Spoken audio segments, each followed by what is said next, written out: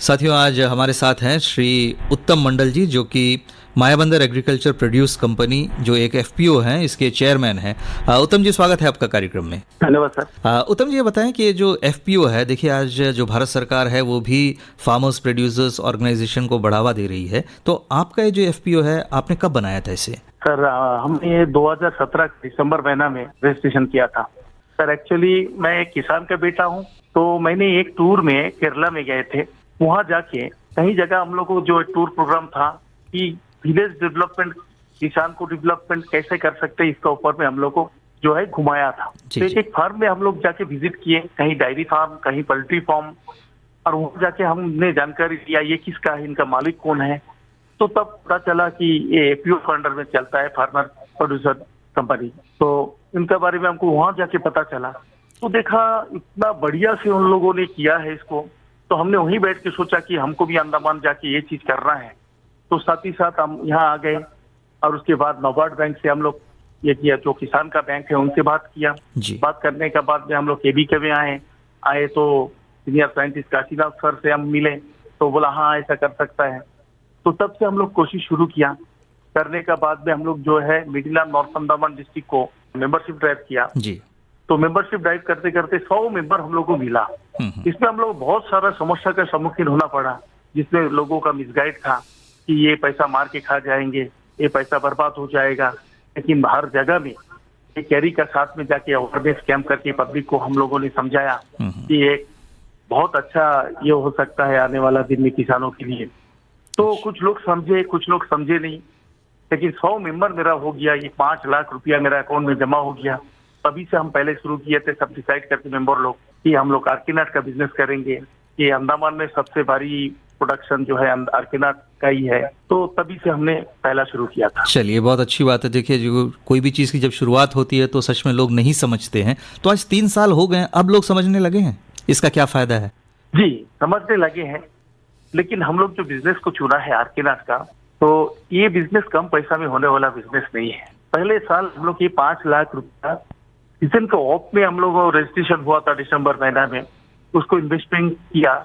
उसमें हम लोग 1 साल 1 लाख का ऊपर में फायदा हुआ था। उसके बाद हम लोगों ने देखा कि मार्केटिंग करने के लिए इसको पैसा का बहुत भारी जरूरत है। तब हमने कोशिश किया, नाबार्ड बैंक के पास में गया, लोन की कोशिश किया, लेकिन बिना सिक्योरिटी का कोई जो है हम लोग को लोन देने के लिए राजी नहीं हुआ।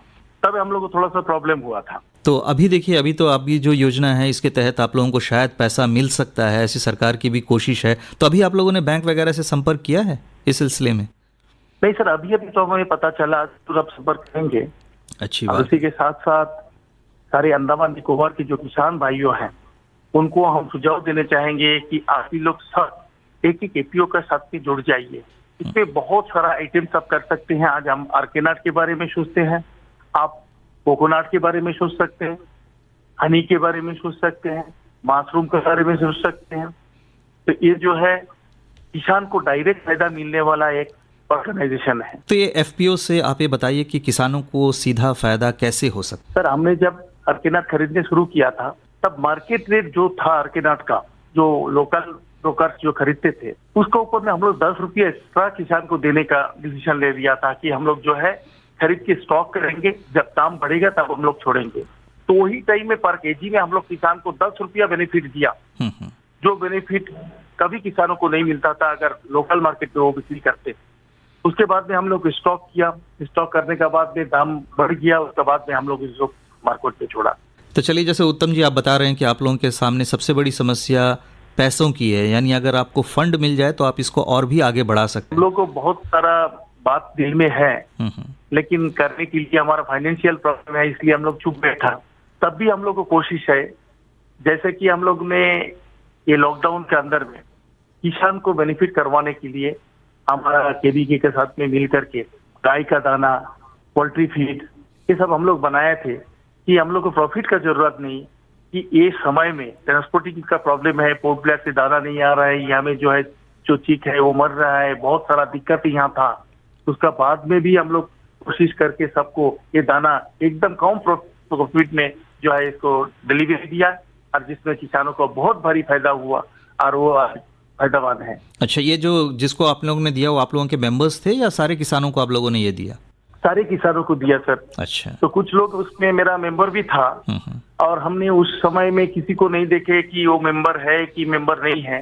उसके बाद में उनको हम बात किए है कि आप भी इसका मेंबरशिप ले लीजिए, आप भी इसका एक अंग बन जाइए, कि आपके लिए बहुत अच्छा फैसिलिटीज रहेगा। ये जो मेंबर्स आपके हैं जिनका कि एक टोकन फंड आपके पास रहता है, टोकन अमाउंट आपके पास रहता है, तो इनको जो फायदा होता है एफपीओ का, तो उसका हिस्सा मिलता है कि कैसे आप लोग इसको करते हैं? सर अभी तक हमने कुछ नहीं किया, कि पहले हमको इस एफपीओ को डेवलपमेंट करने का कोशिश है। सबसे बातचीत ऐसी ही हुआ है, आपका प्रॉफिट, आपका जो पैसा अकाउंट में रहेगा, कोई प्रॉब्लम नहीं है, पैसा आपको बराबर मिल जाएगा। थोड़ा दिन कम से कम हम लोग को थोड़ा धैर्य रखना पड़ेगा कि हमारा एफपीओ अगर 3-4 साल हम लोग इस पैसा को इन्वेस्टिंग करके और 10 लाख रुपया हम लोग अगर कमा लेते तो एफपीओ के लिए बहुत अच्छा रहेगा, और इसका जो प्रॉफिट है हर शेयर होल्डर को जाएगा। तो ये जो एराकानेट का बिजनेस जो आप कर रहे हैं, सुपारी का जो व्यवसाय कर रहे हैं, तो इसको अंडमान से बाहर ले जाने की भी आप लोग सोच रहे हैं, अगर पैसा आप लोगों के पास हो तो? जी सर, क्योंकि हम लोगों को मालूम है कि हम मिलैंड में भी घूमे हैं कि अंडमान में अगर 200 रुपया सुपारी का केजी रहता तो मिलैंड में 450 रुपया रहता है। लेकिन ट्रांसपोर्टिंग इतना भारी नहीं है, एक 20 रुपया 25 रुपया केजी में जगह तक पहुंच जाता।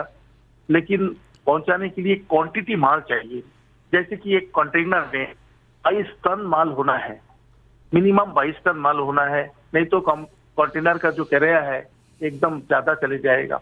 इसलिए जो है हमारा पास में फाइनेंशियल प्रॉब्लम है, हम लोग कंटेनर भर के माल खरीद नहीं पाए और जगह तक पहुंच नहीं पाए। हम लोग कांटेक्ट किए, बहुत सारी जगह में कांटेक्ट किए, अंडमान से डबल रेट है, जिसमें किसानों को और बहुत भारी प्रॉफिट हो सकता था, लेकिन फाइनेंशियल सपोर्ट नहीं है, इसलिए हम लोग थोड़ा पीछे पड़ गए।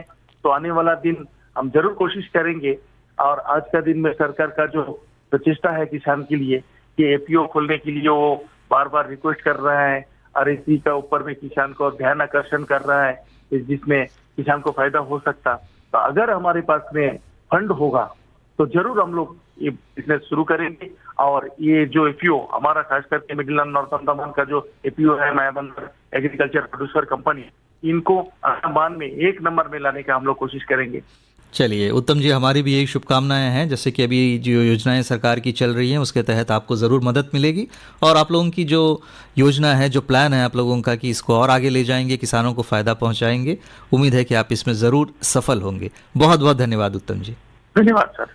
साथियों, अभी हमारे साथ हैं मायाबंदर एग्रीकल्चर प्रोड्यूसर कंपनी के chief executive officer, CEO Shri Prashant Kumar Das जी।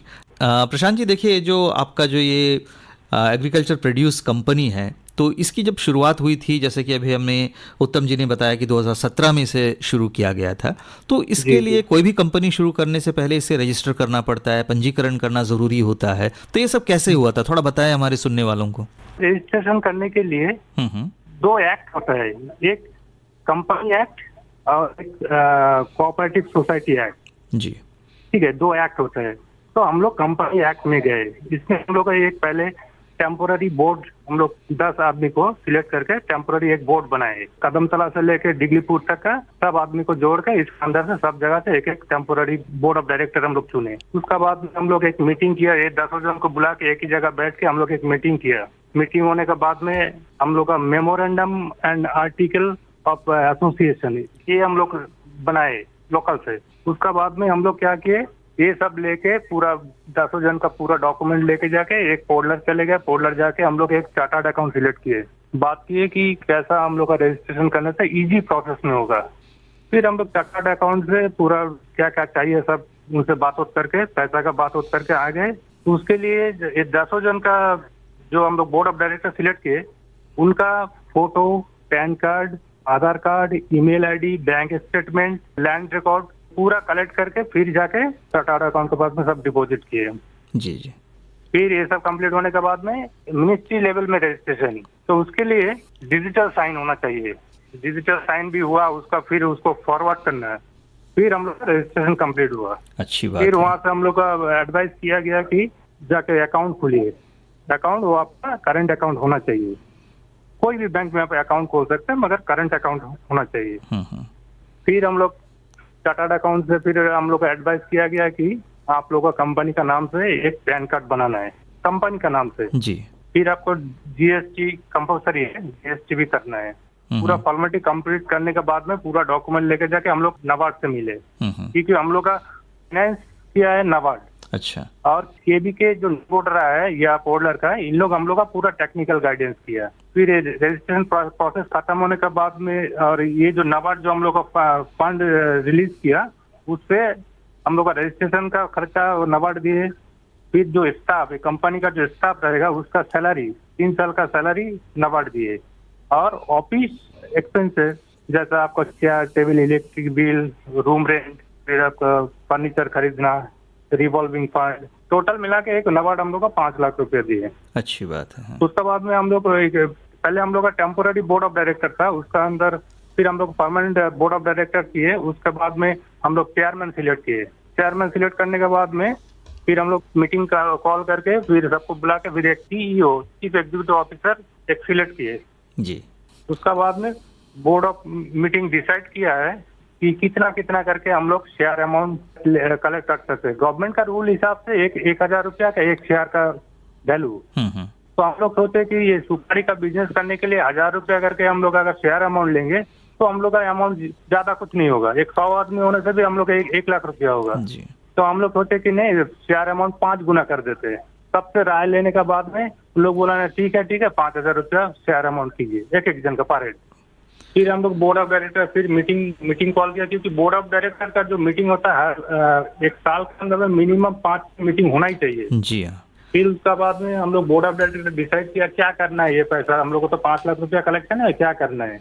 तो उन लोग बोला ठीक है सुपारी खरीदना स्टार्ट करते हैं। तो सुपारी खरीदना स्टार्ट करना बोले तो हम लोग का कदमतला से लेकर डिगलीपुर तक का सुपारी कलेक्ट करना है। तो डिगलीपुर से लेके कदमतला तक हम लोग सोचा कि एक छोटा अमाउंट है, कैसा कलेक्ट करेगा। तो हम लोग एक डिसाइड किया कि एक साल एक एरिया में हम लोग कलेक्ट करेंगे, क्योंकि सब जगह का छोटा पैसा से मिनिमम एक सुपारी का बिजनेस करने के लिए बहुत करोड़ रुपया चाहिए। तो हम लोग का अमाउंट छोटा है, इसलिए हम लोग एरिया वाइज सिलेक्ट किया कि ये टाइम इधर करेंगे, एक टाइम इधर, एक टाइम उधर, इस तरह करके हम लोग डिसाइड किए। बिल्कुल बिल्कुल। फर्स्ट ईयर जो हम लोग सुपारी खरीदे उसमें हम लोग फिर लोकल में हम लोग सेल कर दिए थे। उसमें हम लोग का 1.6 लाख रुपया हम लोग को प्रॉफिट था। फिर हम लोग को फाइनेंशियल प्रॉब्लम होता करके हम लोग सुपारी से फिर कन्वर्ट हुआ हम लोग पोल्ट्री आपका फीड में। फीड बोले तो आपका पोल्ट्री फीड, फिश फीड, ये सब यहाँ में प्रिपेयर करके हम लोग सेल करते थे और सिटी में भी डिस्ट्रीब्यूट किया। हम लोग लॉकडाउन में ये चीज स्टार्ट किया। लॉकडाउन में देखे कि बहुत सारा पोल्ट्री फार्म में इन लोग लॉकडाउन में दाना नहीं मिलता करके एक मुर्गी दूसरा मुर्गी को भी नोच के खा रहे थे। तो उसी टाइम हम लोग क्या किया था, हम लोग का शेयर होल्डर को, हर आदमी को जितना शेयर होल्डर था सबको 5 केजी करके हम लोग दाना फ्री में भी दिए। हम लोग का कंपनी का थ्रू से खरीद के पूरा सामान खरीद के बना के फिर हम लोग फ्री में भी दिए। फिश फीड हम लोग बना के सेल कर रहे हैं और पोल्ट्री वाला लोग को भी हम लोग मार्केट में जो पोल्ट्री फीड का जो रेट है उससे भी हम लोग 5-7 रुपया या 10 रुपया कम में हम लोग सेल कर रहे हैं। अच्छा प्रशांत जी, ये जो पोल्ट्री फीड है और जो फिश फीड है ये सब बनाने के लिए कहीं से प्रशिक्षण ट्रेनिंग वगैरह भी आप लोगों को मिली होगी, नहीं तो ये तो बनाना आसान नहीं है। हम लोग केबी के में तो एक्सपर्ट लोग हैं। अच्छा, उनसे सलाह की है? फिशरीज का ऊपर में, पोल्ट्री का ऊपर में, उन्हीं लोग का मदद से वो पाउडर करके फिर उसको प्लेटिंग करने के, प्लेटिंग बोले तो आपका मुर्कू जैसा साइज बनता ना, पैलेट्स बनाते हैं। पैलेट जी। उसी तरह बना के भी हम सेल करते हैं। चलिए। लॉकडाउन में हम लोग 3.5 टन हम लोग सेल भी किए पोल्ट्री और फिश फीड। आपसे बातें हुई बहुत अच्छा लगा प्रशांत जी, बहुत बहुत धन्यवाद प्रशांत जी। नमस्कार सर।